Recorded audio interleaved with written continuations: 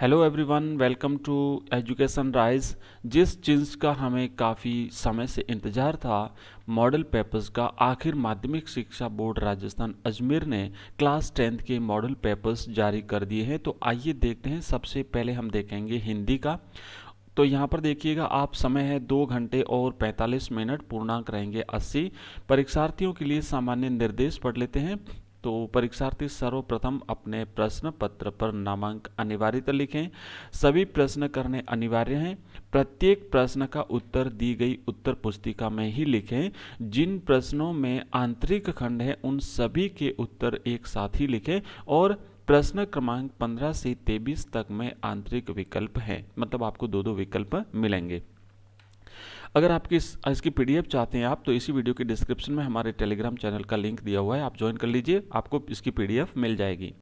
तो यहाँ पर सबसे पहले तो ध्यान रखना है कि जो खंड अ है उसमें आपके अपठित गद्यांश जो है वो दिया जाएगा, और ये 5 नंबर का रहेगा। 5 प्रश्न आपको इसमें मिलेंगे। हम इसका सॉल्यूशन भी करेंगे। तो अभी पहले हम एक बार पेपर देख लेते हैं पूरा। यहाँ पर देखिए, सबसे पहले जो पेपर दिया हुआ है इसमें पद्यांश है, अपठित आपका जो गद्यांश है, और उसके बाद नीचे इसके प्रश्न दिए हुए हैं। तो गद्यांश में पढ़ लेता हूँ फटाफट से। अनुशासन ही वह कुंजी है जिससे हम जीवन का विकास कर पाते हैं तथा सफलता के अनेक चरण छूते हैं।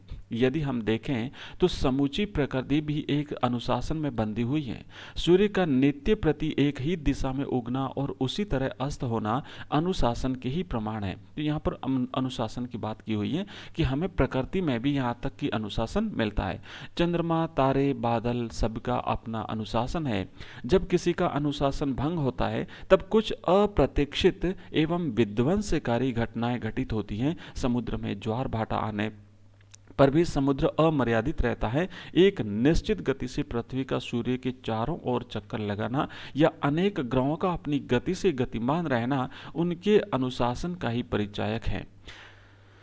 तो ये तो गद्यांश से आप लोग पढ़ लीजिएगा, इसका सॉल्यूशन हम बाद में देखेंगे। पहले एक बार पूरा पेपर देख लेते हैं। यहाँ पर देखिए प्रश्न पूछे गए हैं। उपर्युक्त गद्यांश का शीर्षक दीजिए। ऑप्शन 1 अनुशासन, अनुशासन के प्रकार, अनुशासन का महत्व और विद्यार्थी जीवन में अनुशासन का महत्व। एक एक नंबर के 5 प्रश्न है। दूसरा प्रश्न है, अनुशासन कितने प्रकार का होता है?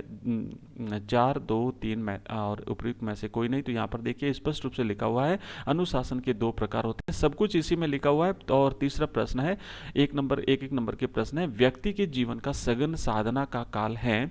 ऑप्शन बाल्यकाल, वानप्रस्थ, विद्यार्थी जीवन, या फिर उपयुक्त में से कोई नहीं। चौथा प्रश्न है, अनुशासन के प्रमाण है। अनुशासन का क्या क्या प्रमाण है? सूर्य का नित्य प्रति एक ही दिशा में उगना, समुद्र में ज्वार आना, पृथ्वी का सूर्य के चारों ओर उपयुक्त सभी। तो उपयुक्त सभी रहेगा, सब कुछ इसमें दिया हुआ है। क्वेश्चन नंबर 5 है, व्यक्ति के जीवन में किसका गहरा महत्व है? ओके, तो यहाँ पर देखिए प्राकृतिक घटनाओं का, दूसरे के अधिकारों के कारण माने जाने वाले अनुशासन का, सीखने की प्रक्रिया या फिर अनुशासन। तो ये तो हो गया अपना एक गद्यांश। अब यहाँ पर देखिए दिया हुआ है पद्यांश। निम्नलिखित अपठित काव्यांश को पढ़कर प्रश्नों के उत्तर दीजिए। ये भी 5 नंबर का रहेगा। एक एक नंबर के 5 प्रश्न रहेंगे। वह स्वाधीन किसान रहा, अभिमान भरा आंखों में उसका, छोड़ उसे मंझधार आज संसार कगार सदृश वह किसका, लहराते वे खेत दृगों में हुआ बेदखल, वह अब जिनसे हंसती थी उसके जीवन की हरियाली जिनके तृण से। तो ये पद्यांश से आप लोग पढ़ लीजिएगा। और यहाँ पर भी देखिए क्वेश्चन से, उपयुक्त काव्यांश का उचित शीर्षक दीजिए। ऑप्शन यहाँ पर दिए हुए 4, 1, 2, वे आंखें, खेती, किसान और शोषण। इस काव्यांश में किसकी पीड़ा का वर्णन है? तो ये आपका पूरा का पूरा पेपर है, आप देख लीजिए पेपर। इसका सॉल्यूशन भी हम करेंगे, चिंता मत करिए आप लोग। तो एक बार मैं आपको सारे के सारे पेपर्स दिखा देता हूँ, ठीक है ना। और ये हो गया। उसके बाद में रिक्त स्थान वाले प्रश्न पूछे जाएंगे। ध्यान रखिएगा, इस बार का जो आपका हाफ ईयरली एग्जाम होना है वो भी इसी टाइप का होने वाला है। रिक्त स्थान, जिसमें इस प्रकार के प्रश्न, एक एक नंबर के 6 प्रश्न आएंगे। भाववाचक संज्ञा की रचना मुख्य प्रकार के शब्दों से होती है। सर्वनाम प्रकार एंड सर्वनाम जो किसी वस्तु पदार्थ, ठीक है, ये पूरा पेपर है।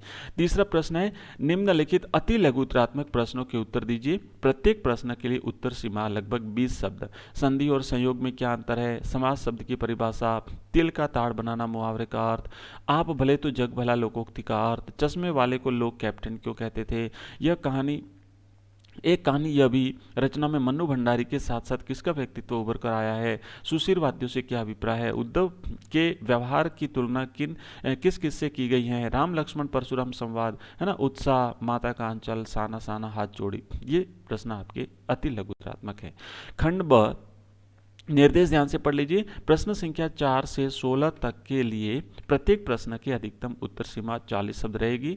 हालदार साहब को दूसरी बार देखने पर मूर्ति में क्या अंतर दिखाई दिया, बाल गोविंद भगत किस प्रकार के व्यक्तियों को अधिक स्नेह का पात्र मानते थे, लेखक ने सेकंड क्लास का रेल टिकट लेने का क्या कारण बताया था। तो ये आपके प्रश्न जो है वो रहेंगे, आप लोग पढ़ लीजिएगा। ओके, फिर खंड स जो आएगा, इसमें आपके निम्नांकित पठित गद्यांश की सप्रसंग व्याख्या कीजिए। आपकी पाठ्य पुस्तक में से एक गद्यांश पूछा जाएगा, उत्तर सीमा आपको लगभग 60 शब्दों में देनी है, तो इसकी आपको सप्रसंग व्याख्या करनी है, ठीक है ना। काशी में संगीत आयोजन की एक प्राचीन और अद्भुत परंपरा, इस तरीके का आपको ऑप्शन मिलेगा, दो में से कोई आपको एक करना है। होश संभालने के बाद से ही जिन पिताजी से किसी न किसी बात पर हमेशा मेरी टक्कर ही चलती रहती थी, वे तो न जाने कितने रूपों में मुझ में हैं। तो ये आपके रहेंगे दो गद्यांश, इसमें से कोई आपको एक करना है। सप्रसंग व्याख्या करनी है, इसमें सबसे पहले आपको संदर्भ लिखना है, उसके बाद फिर प्रसंग लिखना है, उसके बाद फिर आपको व्याख्या करनी है। इसी प्रकार आपका एक पद्यांश आएगा, दो आएंगे, उसमें से आपको कोई एक करना है, यहाँ पर भी आपको ऑप्शन मिलेगा।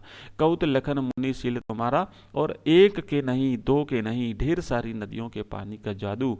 तो ये आपका रहेगा पद्यांश, ठीक है। पूरा पेपर देख लीजिए।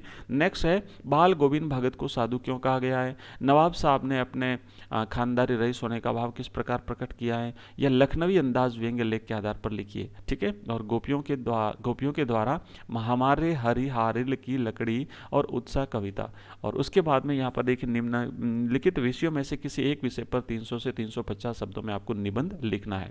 टॉपिक ये रहे आपके, यहाँ पर आप लिखेंगे पहले आपको राष्ट्रीय एकता प्रस्तावना, राष्ट्र के लिए एकता, आप इस पर लिखें, या फिर आपको मिलेगा राष्ट्रीय एकता विषय पर अगर आप लिखते हैं तो ये आपको लिखना है, प्रस्तावना लिखनी है, फिर राष्ट्र के लिए एकता आवश्यक है, ये आपके पॉइंट है, ये पॉइंट आप इन आधार पर लिखेंगे। पर्यावरण प्रदूषण पर आप चाहो तो लिखें, सड़क सुरक्षा पर लिखें, है ना, मातृभाषा और उसका महत्व लिखें। उसके बाद में यहाँ पर देखिए आपको जो है एक प्रार्थना पत्र लिखना है। आपका नाम गौरव है, आप अपने विद्यालय की क्रिकेट टीम के कप्तान हैं, विद्यालय में अधिक खेल सामग्री मंगवाने के लिए प्रधानाचार्य को पत्र लिखना है। और उसके बाद में यहाँ पर देखिए, पढ़ाई हेतु छात्रावास में रह रहे अपने छोटे भाई को पत्र लिखकर कोरोना वायरस संक्रमण से बचाव हेतु विभिन्न उपायों की जानकारी दीजिए। नेक्स्ट है, आपका मित्र फूलों से बनी वस्तुओं, गुलदस्ते, हार, मालाएं आदि की बिक्री बढ़ाना चाहता है, उसकी सहायता के लिए एक विज्ञापन तैयार कीजिए। और यह है, कला अंकुर संस्था की कला विधि में कुछ चित्र पेंटिंग्स बिक्री के लिए उपलब्ध है, इस हेतु एक विज्ञापन आपको बनाना है। तो ये तो था आज का हमारा हिंदी का, हमने देखा मॉडल पेपर, इसका सॉल्यूशन आपको नेक्स्ट वीडियो में मिलेगा। Okay, thank you. और इसकी पीडीएफ चाहते हो तो इसी वीडियो के डिस्क्रिप्शन में हमारे टेलीग्राम चैनल का लिंक मिलेगा, आप वहाँ से ज्वाइन कर लीजिए, आपको मिल जाएगा।